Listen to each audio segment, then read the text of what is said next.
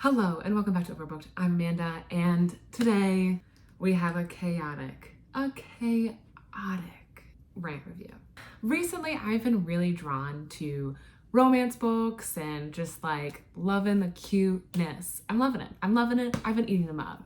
September started, football begins, and I was like, I want to do this cute little thing where I read books focused around football. And I was gonna do a vlog about it. Obviously we're here, it never happened. But I'm still kind of reading some books focused around football. And that led me to the cheat sheet. The most atrocious romance book I have read. I am gonna go through this entire book. Okay, so this is spoiler alert. Spoiler alert. If you want to read this book and you don't want to know what happens, move along. I'm sorry. And I'm also gonna have this disclaimer, okay? I read this book 2 months ago. No, that's a lie. I read it last month. My memory's fuzzy, okay? And I hated it so much that while I was listening to the audiobook, there were times that I just gave up, okay? And I was just probably thinking about something else while I was listening to it. Please don't attack me in the comments.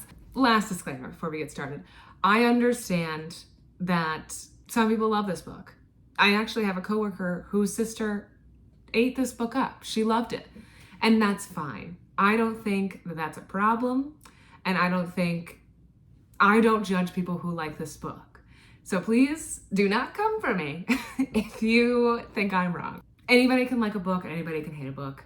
That's all. So the cheat sheet is centered around two characters. We have Bree Camden, and then her best friend, Nathan Donaldson. I'm gonna preface this. I don't think that it's odd that it's like a girl and a guy are best friends. Like, I don't think that's unrealistic. What I do think is unrealistic is how like these two people don't really have like any other close friend. Well, Nathan kind of, because of his coworkers, teammates, but Bree literally doesn't have like anybody else in her life except her sister. So I just think that that's kind of unhealthy in itself. Your best friend, Nathan. Okay. Your only friend, Nathan. So they're best friends. Bree was this really great ballerina. She got accepted to Juilliard, but then she gets into a car accident that essentially like takes that away. And so currently she is a dance instructor at this like ballerina studio or this dance studio in what is perceived to be a low-income area.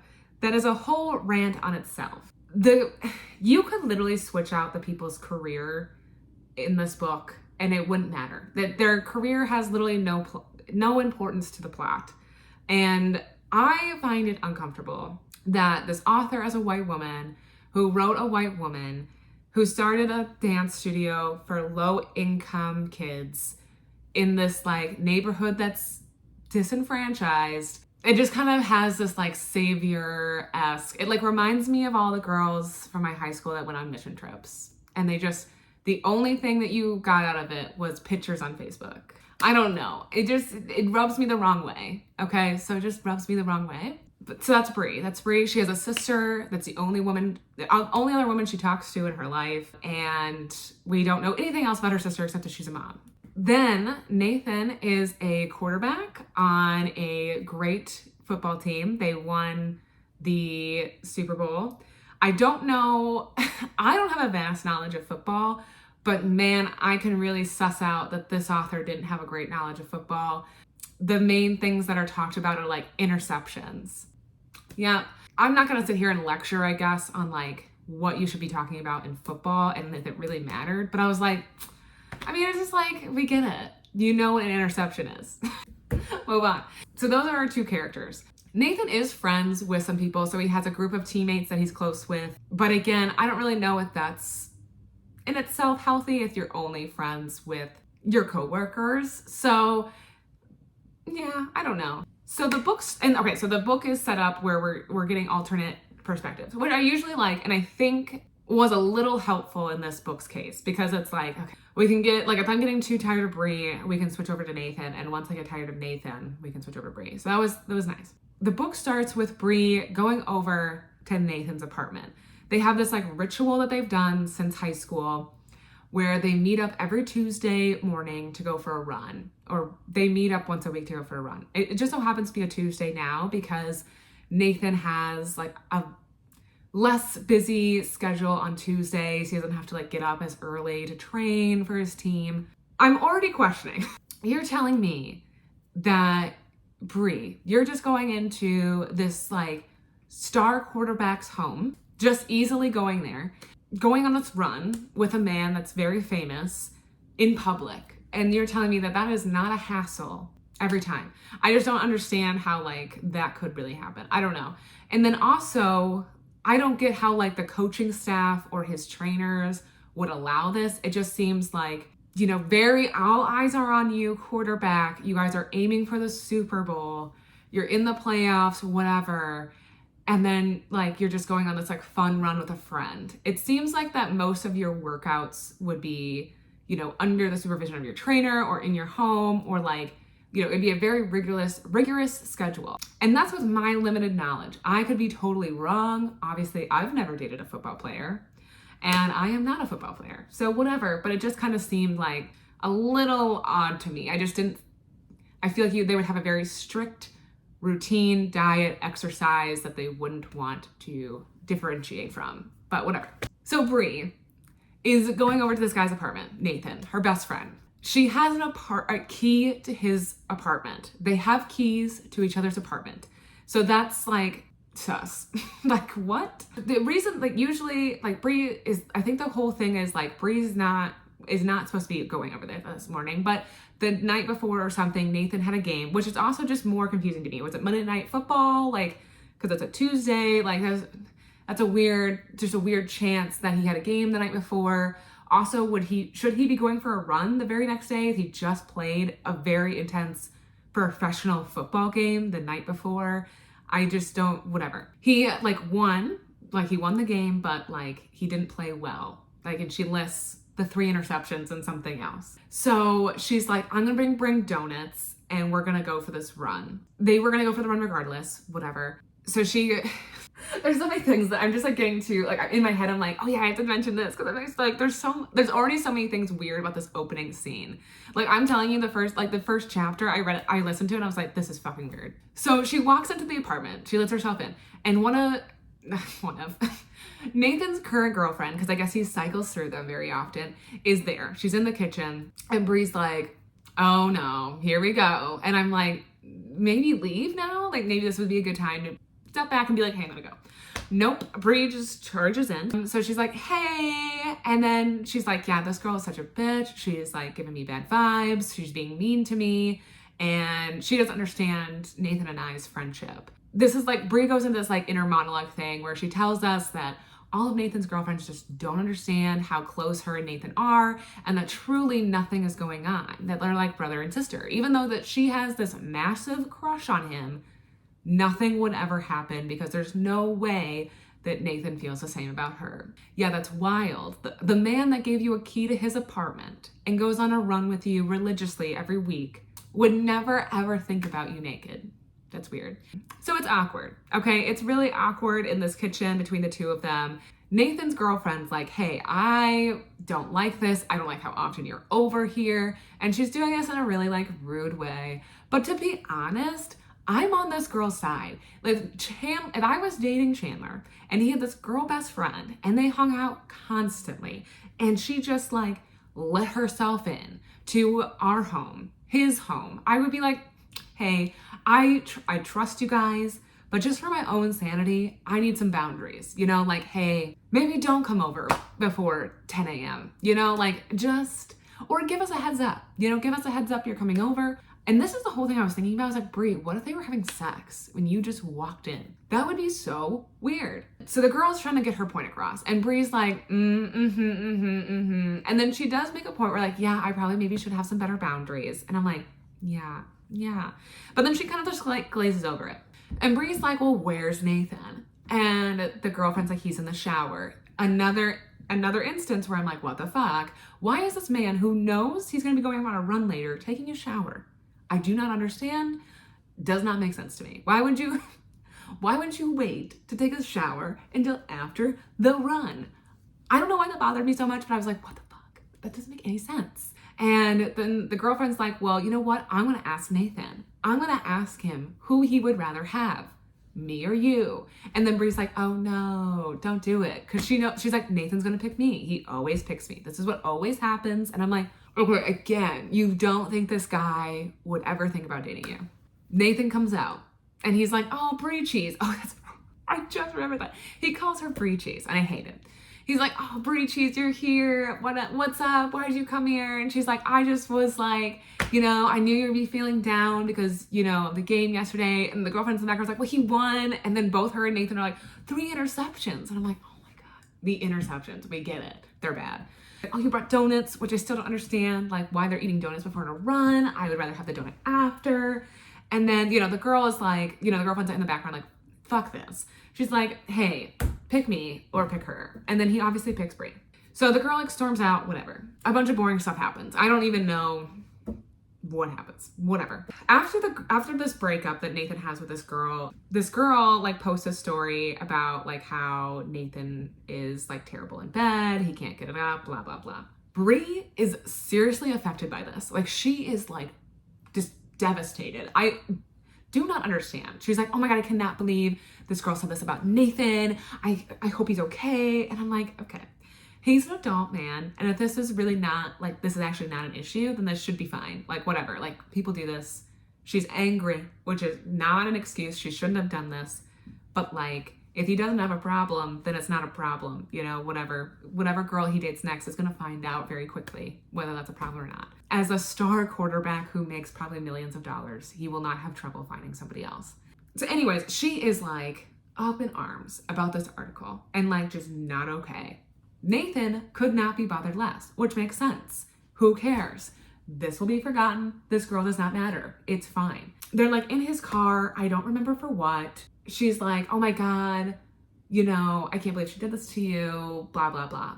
And he's like, well, it doesn't matter, Bree, because it's not true. And also she would never know. We never had sex. And she's like, what? No way. And he's like, yeah, we never had sex because I'm celibate. Pause. Well, celibate right now.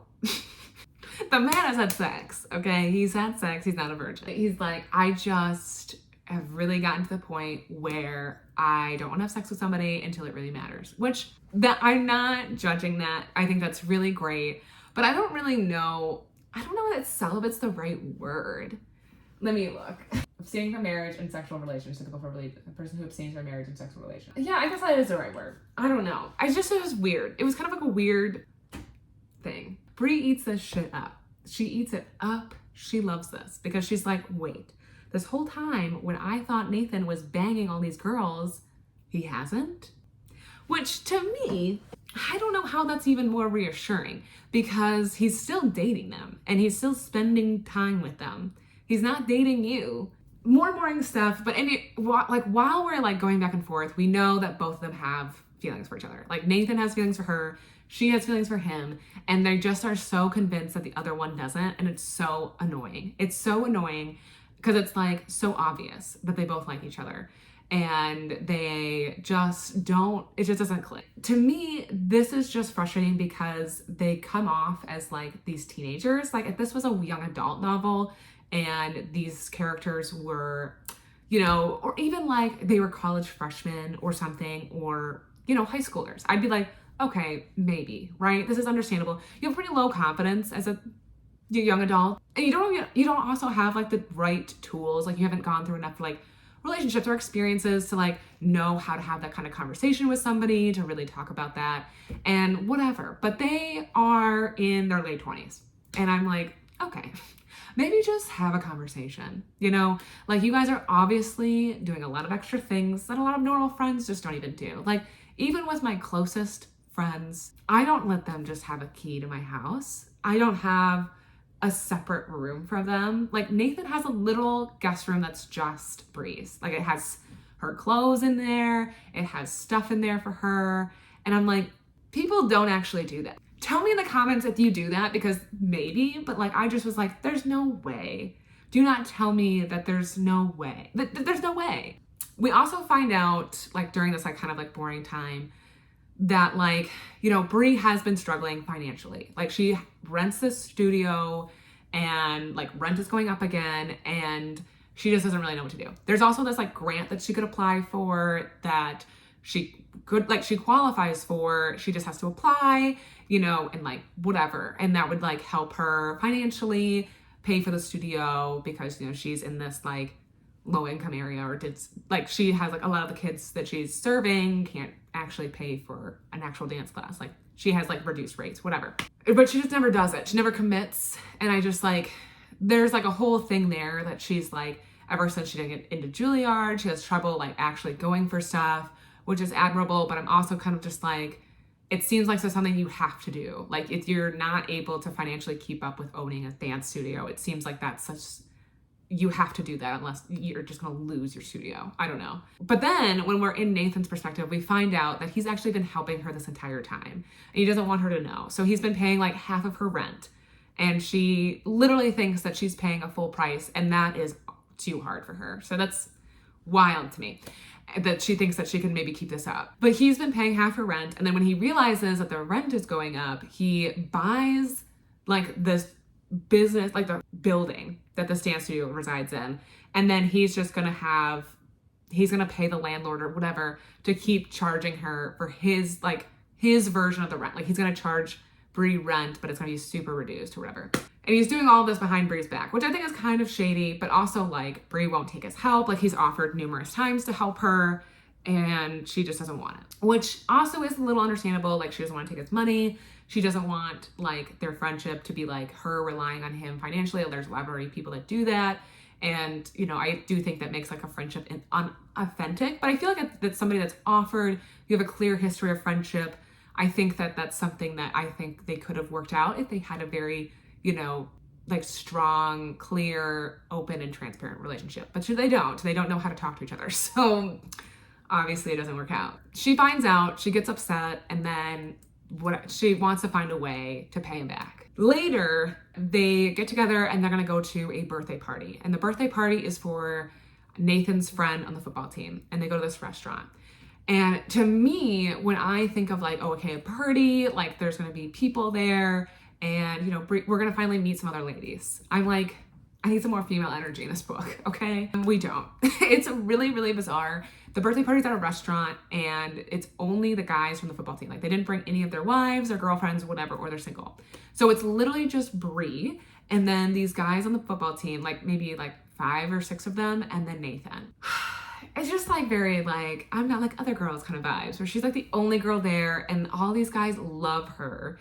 And they're like, oh, like, yeah, it's Brie cheese. And they're all excited. And I'm just like, there's no shot. There's no shot. This would happen. There's no shot. I'm sorry. This is a very unrealistic thing. Don't think this would ever happen. So then like Nathan is very strict as a quarterback. He's kind of like, you know, he's kind of he's a leader on this team and he doesn't want anybody drinking because they have a game or something the next day or tomorrow, whatever. So the only person that can drink is Brie. And like all the guys are like, you have to drink for all of us. I'm like, yeah, you have to drink for all of these professional football players who have like a body mass that's like quadrupled you. That seems obnoxious, but she tries.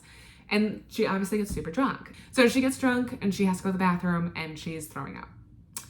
In the bathroom, she finds this lady and they're chatting and whatever. Nathan, meanwhile, is like, where's Brie? She's been gone for a while. Let me go check on her. Goes to the bathroom, sees her talking to this girl. She gives him bad vibes, which I'm like, why didn't you kind of maybe investigate this a little bit more? Like she was being really weird, wasn't answering his questions. And he's like, whatever, I'm just gonna get Brie out of here. Move on. Like he brings her back to his place. Oh, this is the wildest thing. Brie wants the party to keep going. Like she's like, let's keep going. And like all the guys are like, yeah. And I'm like, you're telling me that these sober men who have to play a game soon are like, yeah, let's go. Also unrealistic. And they go back to Nathan's place and then Brie ends up painting their toenails. Like she has them up in a line and she paints her toenails. I literally audibly was like, no fucking shot on my walk when I listened to that part. I was like, there's no way.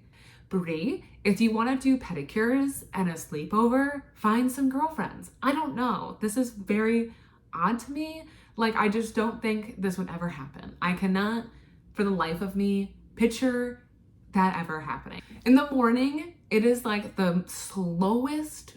We know there's something weird with that girl the night before, and it is the slowest realization that something happened. It's like, oh my God, just get to the fucking point. This lady that she was talking to in the bathroom is like a TMZ reporter, and she was talking to Bree and interviewing her, and Bree like spills her guts. She essentially talks to this reporter and tells her that she has feelings for Nathan. She thinks Nathan has feelings for him, and that like she's the only one that he ever thinks about. And then like while she's doing this, she's like waving a wand, like I'm gonna erase them or something, whatever. So she's like recording her, like this lady recorded her, and I'm like, in my notes, I'm like, is this legal? I don't think this is legal. I don't know. This doesn't seem legal. Like, I don't think you could just like videotape somebody in the bathroom and then report. I don't know. I guess that happens. Nathan sees this video and he's like kind of excited. He's like, oh my gosh, this means Bree likes me. We're gonna have a conversation and we're finally gonna be like together.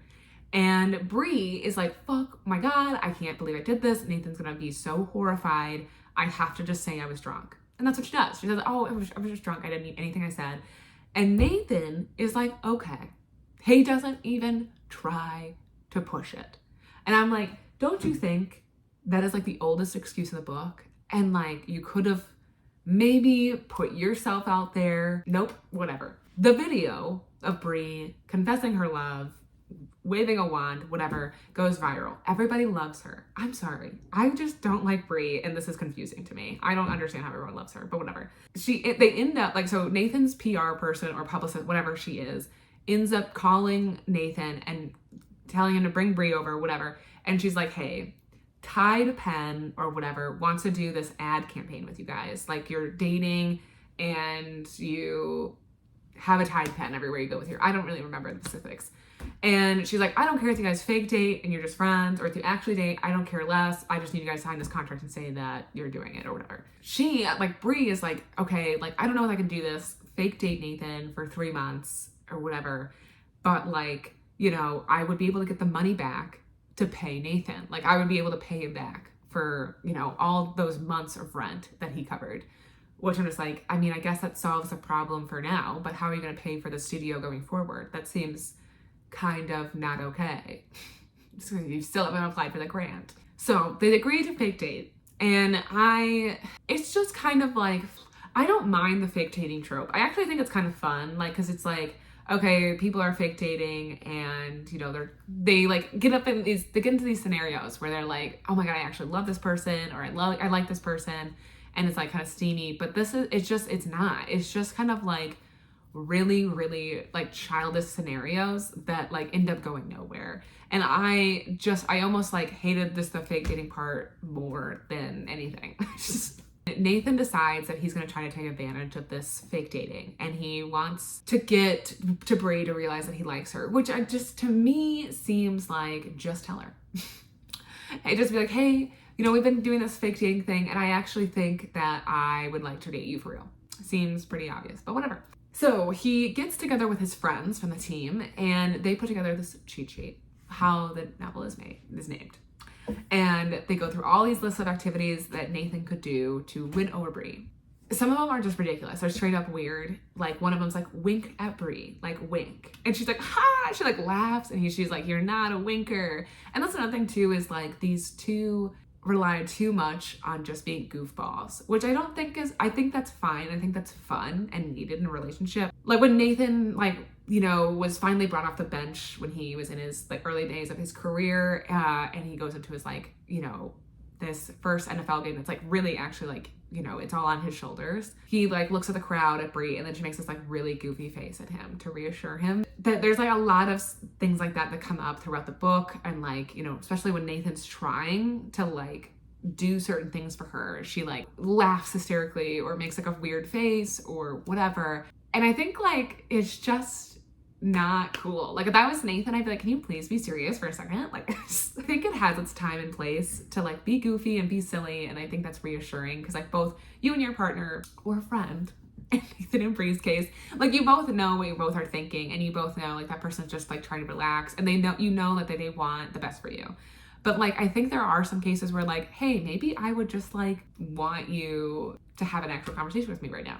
And I don't think that it's all like Bree's fault. I think Nathan definitely should have maybe pushed more for a conversation, but like, you know, he was making an effort. And I think a lot of the times like Bree was just being goofy and silly and just let it go. And it was very, very annoying. There is also a scene where randomly, and this is like very like late into their fake dating, that there's a striptease. Like Bree is over at his place and somehow, some way, Nathan starts like stripping for Bree. I'm like, finally we are getting some steam. Like this is not a steamy book at all. Like if this is happening right now, maybe this will be redeeming. This will be a redeeming thing for this book.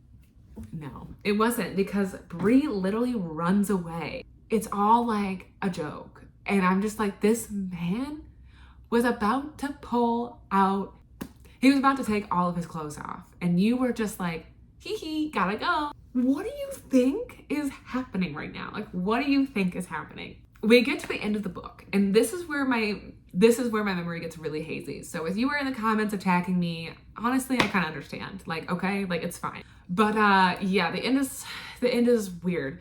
I don't really understand. Somehow, and I don't remember, Bree and Nathan end up telling each other that they feel like they like each other and they feel the same way, which is like, shocker. Wow. I can't believe you guys took the whole book to do this. They move so incredibly fast. Like Bree is at his house every day. And they're like, well, it just makes sense because we've been almost dating this entire time. We've practically been dating. And I'm like, no, let's back up. Why don't we go to the beginning of the book where you told me that you were just friends and that would be gross. Like there's nothing else going on. Because I think it's very different to be friends with somebody, to date somebody, and then be married to somebody. I think there are very different things. I guess you could argue dating and married. Like I think that's a little bit more closely tied together, but I think like friends and dating, way different expectations, like way different needs. I think they're different. They're moving incredibly fast. And the only thing that they're not moving incredibly fast is in the bedroom. They refuse to have sex with each other, which is fine, but it's just kind of like, why? If you already think you're so committed to each other, and there wasn't even a talk of like, you know, we're doing this for religious reasons, we don't have this reason in mind, it's just because they want to wait. And I'm like, okay, I guess. I mean, it's your choice. At the end of the day, it's your choice. You know, I'm reading your story, so why don't you tell me what's going on? So then they like agree to elope. They want to elope, and they're gonna elope and get married, and that's how it is. And I'm like, whoa, wow. This is where my memory's. We're at a football game. Nathan loses, and I think that's where Nathan proposes. And it's, you know, everywhere, whatever. And I think that's when they decide they're gonna elope. After that, honestly, it's so boring. It's so boring, and that's why I think I don't really remember. After that, we find out that like Nathan essentially plans their wedding for them. Like he picks out of any, like they're not getting eloped. They're having a wedding. Nathan has his designer person, hair makeup person, pick out a dress for Bree. Pick out several dresses. And he's like, clear your day or whatever. And like she goes and picks her dress, and like she gets her hair done, gets her makeup done, and then meets him at this place, and it's like all their friends and family are there, which is essentially her sister, their parents, and the football team. Because that's the only people they know. They get married. And she's like, oh my God, I can't believe you did this. Thank you so much. I didn't really super like this. I thought it was like, I feel like a lot of people would think this was a really grand gesture that he did. I just feel like, hey, we're doing this as a partnership. Maybe we should both have some say into our wedding. I just don't know if I would really personally would like this grand gesture. I would like to personally pick out my wedding dress myself, and I would have like some say on like invites. Like maybe I have somebody that I haven't told you about, like, you know, from work or something. Like, I don't know. It was just kind of like, oh, but maybe we could have talked about this more. I don't know. So whatever. The book ends with them banging. They get married and they bang instantly. And that's the end. Amazing. I can't. I would say that I think this book had really, really good structure. Like I think it had like a good foundation to build off of, right? Like I thought that it was gonna be really cool to see this relationship with like a football player, like, because that could be really tricky and hard to navigate. Like they're a famous person, They have lots of money and they're constantly traveling. Dealing with their schedule, like everything like that, I think would have been interesting. And then like how they've been friends since high school, and you know, she just has like a normal job. I think that was kind of cool. I honestly don't think, and I know like I was kind of laughing and joking about it, but I don't think like, hey, the celibate part or like not having sex or not even like, you know, the romance book not being steamy. Being a steamy romance book, it would be my preference. I'm not gonna lie. But I will say, like, I don't think that that was my problem with it. It was just really that this was like an adult romance book. These were adults who were in their late 20s, maybe early 30s. And they really just acted like straight up like 16-year-olds. Like, it was just wild to me. I don't need you to get into the nitty gritty of finances and a financial situation, but I just felt like Brie was really not, you know, capable of owning a business or a studio. Is she, you know, couldn't figure out that like her rent was drastically different from the people around her, or like, you know, that she didn't see clearly that she had to apply for a grant or she was going to go under, or see that like, hey, even if I pay, you know, Nathan back for the payments that he was going to pay me, I can't sustain the payments going forward. It just didn't seem like she was rationally thinking about her business. I also think it's just really, and this is a qualm that I have with a lot of romance books, is where like the main character doesn't have any friends and the only person that she interacts with is the other, like the romantic interest. And this is very prevalent in this book. I mean, like, she straight up only talks to her sister, and the only thing her and her sister talk about is her and Nathan. It's incredibly, like, just kind of, like, adds no depth to the character. I don't think I really feel like they have any personality, and whatever. I mean, we also just don't know anything about her sister. It's like she's literally a walking, what do they call characters in a game that don't do anything? An NPC. A non-player character. She is literally like an NPC in the background. Like, she just has a couple of lines that she just repeats through, and that's it. And I just felt like that was just kind of whatever. Like, I just got done reading a romance book called The Ex-Hex, and it was kind of like, you know, the main girl literally only has a friendship with her cousin, another female cousin. And we don't get a ton of background on her, but we at least get some little bit more depth on like what's going on in her life.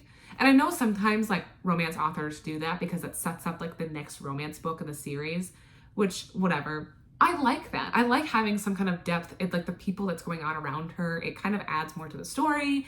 And I just like we didn't get that at all. And I just felt like the two characters were just like so naive and acted so immature. And I did not like that. Like, there's a reason why I don't read a lot of YA, and there's a lot more advanced and mature YA books than this. Like, this just needed to be a high school romance book. Like, that's what this needed to be. And I don't even think that the football, like, I read this for the football part, and it doesn't really play a huge, like, it's just like there. Like, I feel like Nathan could have been a financial baddie, you know, on Wall Street, and it could have been the same. You know, the only difference, like, they could have found another way, like another reason for them to fake date, because I know like he's famous, whatever, so that's why he gets the ad or the campaign with Tide. But like, it didn't have any significance. Those are my thoughts. I just needed to let this all out. I have been holding this in for a month.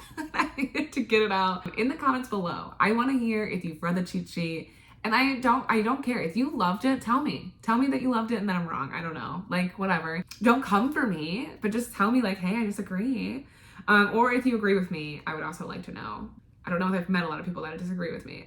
If you like this video, please press a thumbs up. Subscribe if you have not already. I would love that. I really love it when you subscribe. Thank you so much for watching. I'll see you guys next time.